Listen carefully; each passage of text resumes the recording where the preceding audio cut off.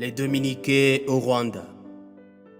Méditation du vendredi de la 11e semaine du temps ordinaire. Car je suis doux et humble de cœur.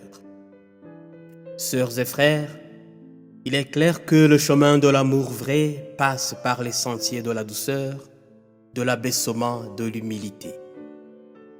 Et comme le dit merveilleusement Sainte Thérèse de l'Enfant Jésus, le propre de l'amour est de s'abaisser jusqu'au néant pour le transformer en feu. Les lectures proposées à notre méditation d'aujourd'hui nous en donnent plus de substance. Il y est question de l'immensité de l'amour de Dieu qui s'est infailliblement manifesté tout au long de l'histoire de son peuple. Et cet amour divin qui s'abaisse pour relever l'être humain est ancré dans le Sacré-Cœur de Jésus. Frères et sœurs, très souvent, l'art humain présente le cœur de Jésus en un cœur blessé et saignant, brisé et transpercé par les flèches, bref, un cœur meurtri. Mais en cette solennité du Sacré-Cœur de Jésus, l'Évangile nous présente le cœur de Jésus en un cœur plutôt fort, prêt à aider ceux qui peinent sous le poids de la vie, un cœur compatissant, doux et humble. Venez à moi, vous tous qui peinez sous le poids du fardeau, et je vous procurerai le repos. Prenez sur vous mon joug, car je suis doux et humble de cœur. Mais que signifie prendre sur nous le joug du Seigneur? Et c'est quoi un joug au fait?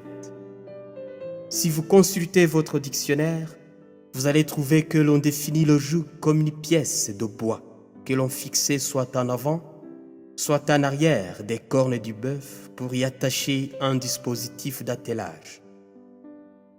Un joug n'était donc pas un fardeau en soi. Au contraire, dans le milieu palestinien, et donc dans le temps de Jésus, le joug permettait aux bêtes attelées de tirer plus facilement leur fardeau. Donc, en nous suggérant de prendre sur nous son joug, Jésus nous offre une aide pour porter aisément notre fardeau. Et à cela, il faut préciser que l'aide apportée par le joug était toujours prévue pour deux, pour des bêtes attelées bien entendu.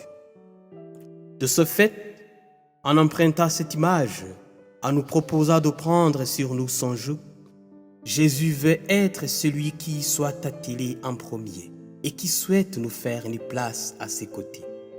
Car lorsque deux bêtes reliées par un joug tiraient une charge, il y en avait toujours une qui marchait légèrement en avant de l'autre.